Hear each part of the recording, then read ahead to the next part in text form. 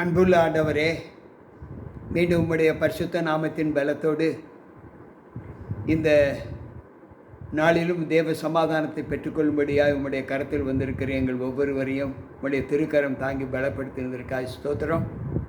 வந்திருக்கின்ற எங்களோடு உம்முடைய கிருபை இருந்து பாதுகாத்து கொள்ளும். ஆண்டவர் இயேசு கிறிஸ்துவின் நாமத்தில் ஜெபிக்கிறேன் நல்ல பிதாவே, ஆமென்.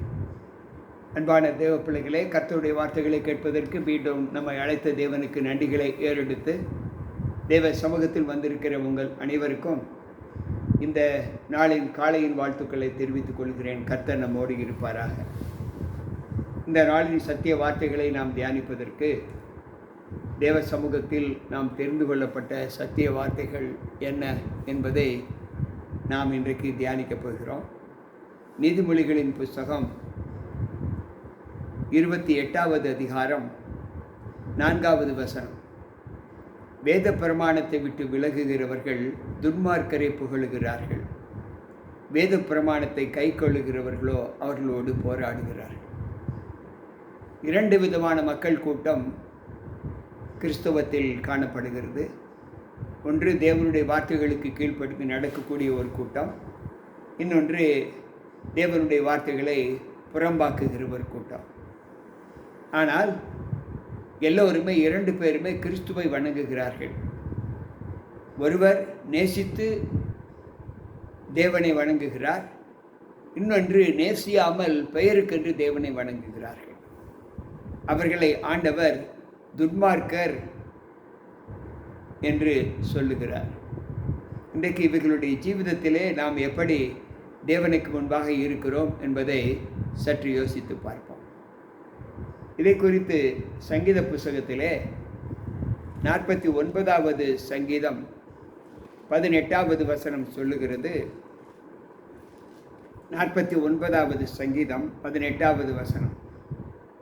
அவர் உயிரோடு இருக்கையில் தன் ஆத்துமாவை வாழ்த்தினாலும் நீ உனக்கு நன்மையை நாடினாய் என்று மனுஷர் அவனை புகழ்ந்தாலும் அவன் என்றென்றைக்கும் வெளிச்சத்தை காணாத தன் பிதாக்களின் சந்ததியில் சேர்வான். அன்பு பிள்ளைகளே, தேவனை சார்ந்திருக்கிற பிள்ளைகள், தேவனோடு இரக்கம் காண்பிக்கிற பிள்ளைகள் தங்களுடைய ஜீவிதத்தின் நாட்களில் எப்படி இருப்பார்கள்? தேவனை சேராத பிள்ளைகள், தேவனை சார்ந்து வாழாத பிள்ளைகள் தங்களுடைய ஜீவித நாட்களிலே எப்படி ஆண்டவரோடு இருப்பார்கள் என்பதை இந்த வார்த்தை நமக்கு கற்றுக் கொடுக்கிறது. அவன் உயிரோடு இருக்கலாம் தன் ஆத்மாவை வாழ்த்தினாலும் நீ உனக்கு நன்மையை நாடினாய் என்று மனுஷர் அவனை புகழ்ந்தாலும் அவன் என்றென்றைக்கும் வெளிச்சத்தை காணாத தன் பிதாக்களின் சந்ததியை சேருவான் என்று சொல்லப்பட்டிருக்கிறது. தேவனுடைய வார்த்தைகளை கை கொள்ளாதவன் எவனோ அவனுக்கு மோட்சம் இல்லை என்று ஆண்டவர் வெளிப்படையாக சொல்லுகிறார். எந்த சூழ்நிலையிலும் அவன் தேவனுக்கு கீழ்ப்படியவில்லை என்றால் அவனுடைய நிலை மிகவும் பாதிக்கப்பட்டிருக்கும் என்று ஆண்டவர் சொல்லுகிறார். பவுல் சொல்லும்போது ரோமர்கள் நிருபம் 1வது அதிகாரம் 32வது வசனத்தில் சொல்லுகிறார்,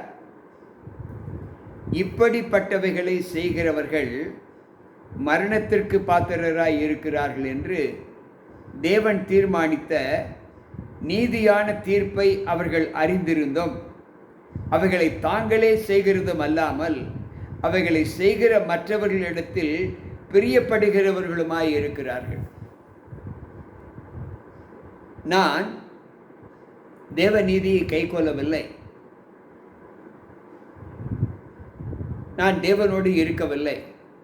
ஏன் இருக்கவில்லை என்றால் என்னுடைய மனம் தேவ நீதியை சாராமல் என்னோடு இசைந்திருக்கிற மனிதர்கள் எதை செய்கிறார்களோ அதை செய்வதற்கு நான் அவர்களுக்குள்ளே இணைந்திருக்கிறேன். எனக்கு நன்றாகவே தெரியும் தேவ நீதி எப்படிப்பட்டது என்று. ஆனால் என் மனம் அதை வெறுக்கிறபடியால் அதை செய்கிறவர்களோடு என்னுடைய பிணக்கம் அதிகமாக காணப்பட்டு இருக்கிறது என்று இங்கு பவுல் சொல்லுகிறார். அதை செய்கிறவர்களோடு நீ பிணைந்து இருக்கிறாய் என்று ஆண்டவர் சொல்லுகிறார். அன்பு பிள்ளைகளே, சற்று யோசிப்போம். நம்முடைய வாழ்க்கையில் நாம் எந்த அளவுக்கு தேவனுக்கு சாட்சியாக இருக்க வேண்டும் என்று ஆண்டவர் நம்மிடத்தில் சொல்லுகிறார். 1 ராஜாக்களின் புஸ்தகம் 18வது அதிகாரம் 18வது வசனத்தை வாசிப்போம் என்றால், அதற்கு அவன், இஸ்ரவேலை கலங்க பண்ணுகிறவன் நான் அல்ல, கர்த்தரின் கட்டளைகளை விட்டு பாகாலை பின்பற்றினதனால் நீரும் உம்முடைய தகப்பன் வீட்டாருமே இஸ்ரவேலை கலங்க பண்ணுகிறவர்கள் என்று சொல்லுகிறார். அன்பு பிள்ளைகளே, எலியா சொல்லுகிற வார்த்தை, நீ என்னை குற்றப்படுத்த வேண்டாம், மக்களை கலக்கப்படுத்துவதற்கு நான் வரவில்லை, அவர்களை கலக்குவதற்கு வரவில்லை, நீங்கள் தான் உங்களுடைய பிதாக்கள் செய்த அக்கிரமத்தின் நிமித்தம் மக்களை கலக்குகிறீர்கள் என்று சொல்லுகிறார். அன்பானவர்களே, சற்று யோசிப்போம். ஒரு வேத பிரமாணத்தை விட்டு விலகுகிற பிள்ளைகளுக்கு இருக்கக்கூடிய மனப்பக்குவம் எப்படிப்பட்டதாய் காணப்படுகிறது என்பதை நாம் சற்று யோசிக்க வேண்டும்.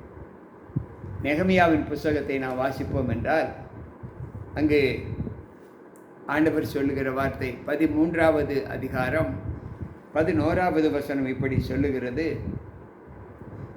அவர் சொல்லுகிறார், அப்பொழுது நான் தலைமையானவர்களோடு வழக்காடி தேவனுடைய ஆலயம் கைவிடப்பட்டு போவானேன் என்று சொல்லி அவர்களை சேர்த்து அவர்களை அவரவர் நிலையில் அவர்களை வைத்தேன் என்று சொல்லுகிறார். அந்நாட்களில் நான் யூதாவிலே ஓய்வு நாளிலே சில ஆலைகளை மிதிக்கிறதையும் சில தானிய புதிகளை கழுதையின் மேல் ஏற்றுக்கொண்டு வருகிறதையும் திராட்சை ரசம் அத்திப்பழம் முதலானவைகளை பற்பல சுமைகளை ஓய்வு நாளில் எருசலேமுக்கு கொண்டு வருவதையும் கண்டு அவர்கள் தின்பண்டம் இருக்கிற நாளை பற்றி அவர்களை திடசாட்சியாய் கடிந்து கொண்டேன் என்று சொல்லுகிறார். நெகமியா 13:15 வாசிக்கலாம். அன்பு பிள்ளைகளே, இங்கு வேதவசனம் நமக்கு கற்றுக் கொடுக்கிற பாடம் என்ன என்றால், தேவனுடைய வார்த்தைகளை கை கொள்ளுகிற அனுபவத்தை நாம் பெறவில்லை என்றால், அந்த அனுபவத்திலே நாம் இருக்கிற அந்த மகிமையின் பிரசன்னம் நம்மை தேவ சமூகத்திலிருந்து மீட்டு கொள்ளாது. தேவன் இந்த லோகத்தில் பரலோகத்தின் ஜீவிதத்திலே நாம் பங்கு பெற வேண்டும் என்றுதான் நமக்கு அநேக உபாயங்களை கற்றுக் கொடுக்கிறார். ஆனால் நாம் எந்த நிலையிலே தேவனுக்கு சாட்சியாக இருக்கிறோம் என்பதை யோசித்து பார்ப்போம். மத்தேயு எழுதின நற்செய்தி நூலிலே அங்கு ஆண்டவர் சொல்லுகிற வார்த்தை 3வது அதிகாரம் 7வது வசனத்திலே அவர் சொல்லுகிறார், இயேசு கிறிஸ்து தம்முடைய வாழ்க்கையில் யாரை தெரிந்து கொள்ள வேண்டும் என்று தீர்மானிக்கிறாரோ அவர்களை தெரிந்து கொண்டிருக்கிறார். யோவான் ஸ்நானகன் திருமுழுக்கு கொடுக்கும்படி மக்களுக்கு அழைப்பு விடுவிக்கிறார். அப்பொழுது அந்த அழைப்பிலே பங்கேற்று பரிசேயரும் சதுசேயரும் வருகிறார்கள். அங்கு ஆண்டவர் சொல்லுகிறார் 3:7 பரிசேயரும் சதுசேயரும் ஞானஸ்தானம் அநேகர் ஞானஸ்தானம் பெறுவதை கண்டு, விரியன் பாம்பு குட்டிகளே, வரும் கோபத்திற்கு தப்பித்துக் கொள்வதற்கு உங்களுக்கு வகை காட்டினவன் யார் என்று சொல்லுகிறார். அவர்கள் முழு மனதோடு தேவ சமூகத்தில் திருமுழுக்கு எடுக்க வரவில்லை. அவர்கள் செய்த ஆக்கினையை, அவர்கள் செய்கிற பாவங்களுக்கு தண்டனை கிடைக்காமல் இருக்க வேண்டும் என்றுதான் வந்திருக்கிறார்கள் என்று வேதம் சொல்லுகிறது. எனவே தான் அவர் சொல்லுகிறார், விரியன் பாம்பு குட்டிகளே, வரும் கோபத்திற்கு உங்களை தப்பித்துக் கொள்வதற்கு உங்களுக்கு வகை காட்டினவன் யார் என்று சொல்லுகிறார்.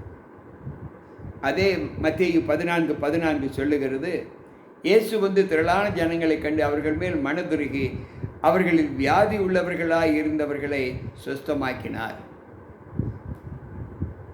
அன்பு பிள்ளைகளே, நம்முடைய தேவன் எவ்வளவு மன உருக்கம் உள்ளவர் என்பதை நாம் அறிந்திருக்கிறோம். ஒரு சிறு பிள்ளையைப் போல அவரிடத்தில் நாம் கண்ணீர் சிந்தும்போது அந்த கண்ணீரை அவர் தாங்க மாட்டார். அவ்வளவு இலகிய மனது அவருக்கு. அவர் சொல்லுகிற வார்த்தை எபேசியர் 5:11 சொல்லுகிறது, இந்த மெல்கிசேதேக்கை பற்றி நாம் விஸ்தாரமாய் பேசலாம். நீங்கள் கேள்வியில் மந்தமுள்ளவர்களானபடியால் அதை விளங்க பண்ணுகிறது அரிதாய் இருக்கும் என்று சொல்லுகிறார். எபிரேயர் 5:11 அவர் சொல்லுகிறார், நீங்கள் கேள்வியில் மந்தமானவர்களாய் இருக்கிறபடியால்.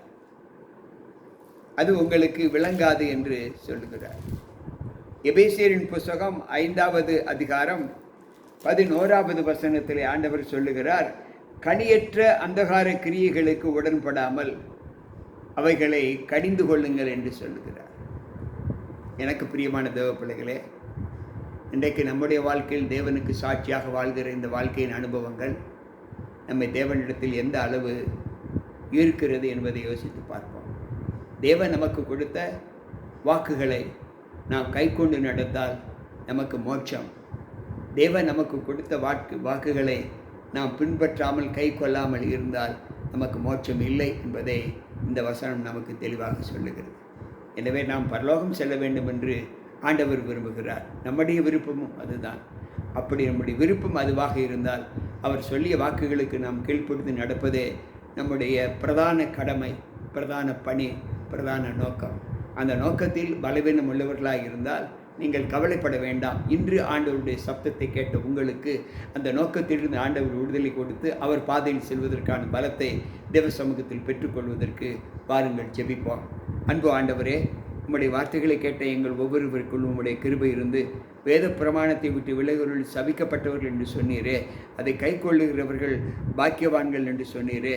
இந்த நாளிலும் ஆண்டவரே, அநேக ஆண்டவரே பிள்ளைகள் உம்முடைய சமூகத்தில் வந்து உம்முடைய வார்த்தைகளை கேட்டுக்கொண்டிருக்கிற இந்த அனுபவத்தை கேட்டு ஆண்டவரே, பிள்ளைகள் ஒருவேளை அந்த பலவீனத்திற்கு உட்பட்டு இருந்தால் அந்த பலவீனத்திலிருந்து அவர்களுக்கு விடுதலை கொடுத்து உம்முடைய பிரமாணங்களை கை கொள்ளக்கூடிய உம்முடைய வார்த்தைகளும் நடக்கக்கூடிய பலத்தை என் தேவன் தாரும். அப்பொழுது அவர்கள் மீட்கப்பட்டு உம்முடைய ராஜ்யத்தின் பிரஜைகளாக மாற்றப்படுவார்கள். இந்த இரக்கத்தை உம்முடைய பிள்ளைகளுக்கு மீது காண்பீம் என்று பாரத்தோடு ஜெபிக்கிறோம் எங்கள் அன்புள்ள ஆண்டவரே, ஆமென்.